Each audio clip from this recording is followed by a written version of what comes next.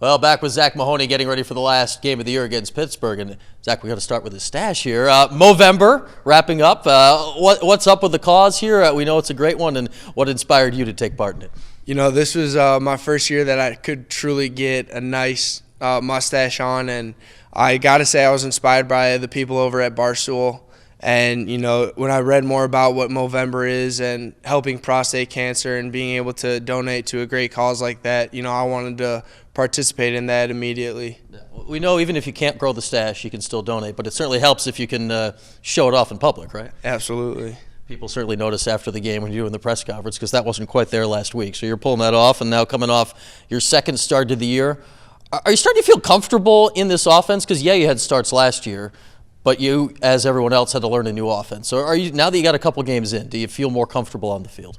Absolutely. Anytime you can get those game reps, truly in a game or at practice, you definitely grow as a player. And I know that the people around me are making me feel more comfortable each and every rep. So I'm feeling more comfortable with every rep that I get.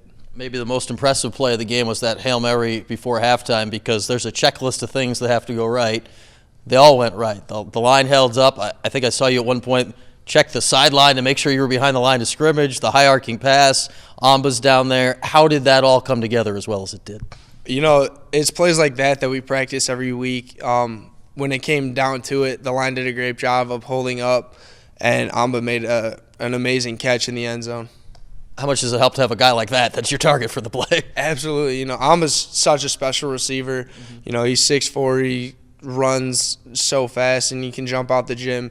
You know, I'm very fortunate to have him on my team. It's great and unfortunate that he's only here for the 1 year because he's set all the records, but now he's going to be off to bigger and better things. What's it been like to have him around the team for 1 year, and what can his presence this year do you think, for attracting people to come to the program in the future?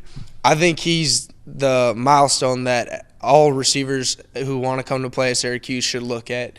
You know, he came in here, and it's been so fun watching him develop as a player and as a person since he's been here, and just being able to be a part of his growth. You know, it's something I cherish. All right.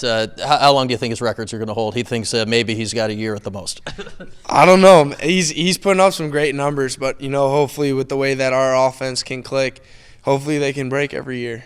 All right, take me into this last game of the regular season here. What can you guys do this week to set up, you know, the future? You don't want to get into December and not feel good about things. What can you do here to get things going in the positive direction? First thing, offensively, we just got to score points. We missed a lot of opportunities. I missed a lot of throws, especially ones that could have put points up on the scoreboard. But when it comes down to it, we just got to keep fighting. I know we have a lot of fighters in this locker room, and I'm proud to be a part of this team.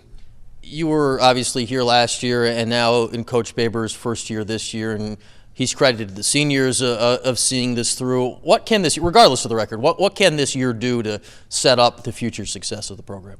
I think as long as everyone truly buys in from first year to second year, and it just continues to develop each and every year, this program, you know, sky's the limit for this program. All right, you'll be playing in Heinz Field this week, Pro Stadium, and one of the most notoriously windy pro stadiums. How does that potentially affect you as a quarterback this week? You know, you can't be hanging balls up in the air. You got to make sure that the spiral's on point. But, you know, you just got to trust every fundamental that you have and just be on time with everything. All right, what's this last few weeks been like for you? It's kind of the second straight year you've been in there late in the season. How have you personally handled the last couple of weeks? You know, every week Coach Lewis and Coach Babers and everyone around us prepares us that, you know, if someone in front of you falls, you got to stand back up. So it's been an easy transition, I would say, just because they prepare us every week to be a starter. All right, Zach, enjoy it this week. Thank you very much.